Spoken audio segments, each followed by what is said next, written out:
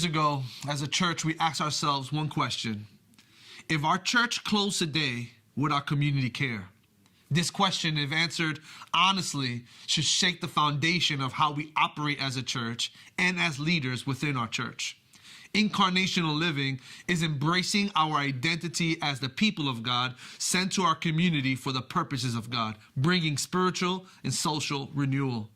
As we look at the life of Jesus, we see that he modeled incarnational living, whether it was breaking racial barriers with the woman at the well, or sitting with tax collectors, or healing the ostracized in society. Jesus lived on mission everywhere he went. Because we believe this to be true, and because our goal is to be more like Jesus, healthy churches and healthy leaders should be thinking critically about living incarnationally in our world today.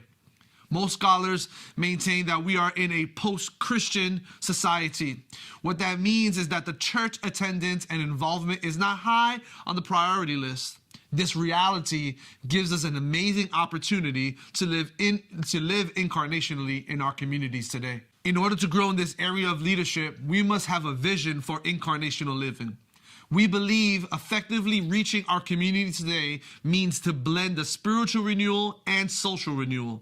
The goal of this session is to dive into the understanding and the importance of having a vision for incarnational living and how the spiritual and social renewal work together.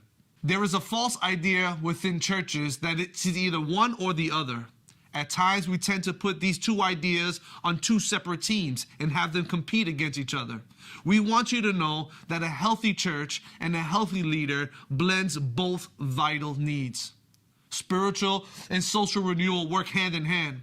The mission of the church is to preach the gospel and make disciples. Incarnational living does not change the message or the mission, but it does help inform the method. Spiritual and social renewal work together when we understand that incarnational living is an outward expression of inward spiritual renewal. In other words, as we are renewed spiritually, our response to God's work in us is God's work through us. You can't have one aspect without the other. The miracle of incarnational living is that you are invited to partake in God's rescue mission. Since we have been forgiven and God has entered our life, we have two roles in our life as leaders and Christians: declaration and demonstration. Gospel declaration and gospel demonstration come together in incarnational living. Incarnational living is not in opposition to the church and its mission, but a reflection of the church and the Christian values that the world needs to see in us. Incarnational living creates tangible evidence that your church is making a difference outside of the four walls of the church.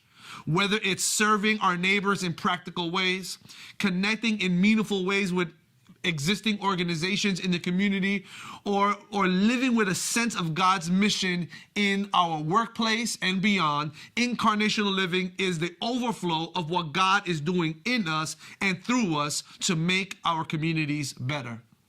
Having a vision for the community can look like adopting a need within the community, integrating that need in the life of the church, and developing a solution for that very specific need. A vision for incarnational living is becoming a church that is more than a Sunday. Ask yourself this question: when my community is in need, is your church on the list of community resources willing and able to help? When we get a clear vision of what it looks like to live on mission as a leader and as a church, our places of worship also transform into places of refuge where our community can say, "This church cares." Spiritual and social renewal work together and demonstrate a countercultural reality that demonstrates to all around us that we can live in this world together in non-destructive ways while allowing the gospel to inform every area of our lives.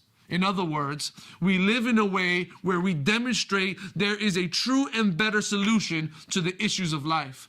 Living incarnationally means we must have a vision for declaration and demonstration. The people in our church must be consistently challenged to see their neighborhoods, schools, and workplaces as a mission field. God is a sending God, and they are a sent people.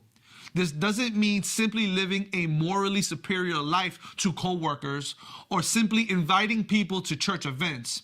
Incarnational living involves doing excellent work, living a life worth sharing, and then sharing it as the Spirit gives opportunity. A vision for incarnational living within our community means that we care for people who may never walk in the doors of our church.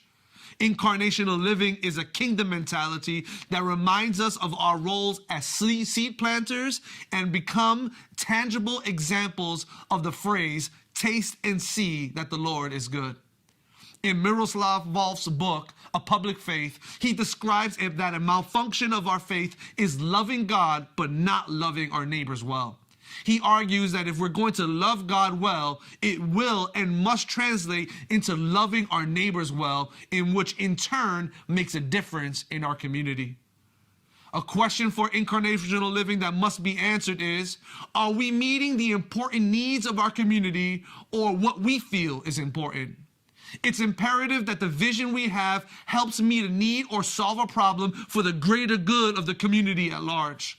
In our church, we do not have gates around our property, and many people in our community do not drive. What has happened is that our church parking lot has become sort of a shortcut in our community. We could build a fence and keep people away, or we could allow people to walk through and think of ways to reach them as they pass our facility. What this means is that at any given time in our day, someone is walking through our parking lot, and we have used that to build relationships, provide for their needs, and let them know they are always welcome. The result of this is that many of our community members know us, and we know them. When they need us, they know where to go. A vision for incarnational living is thinking of the outsider, getting to know the outsider and creating space to meet their needs. When we understand the importance of incarnational living, we begin to take steps in developing this vision as individuals and as a church.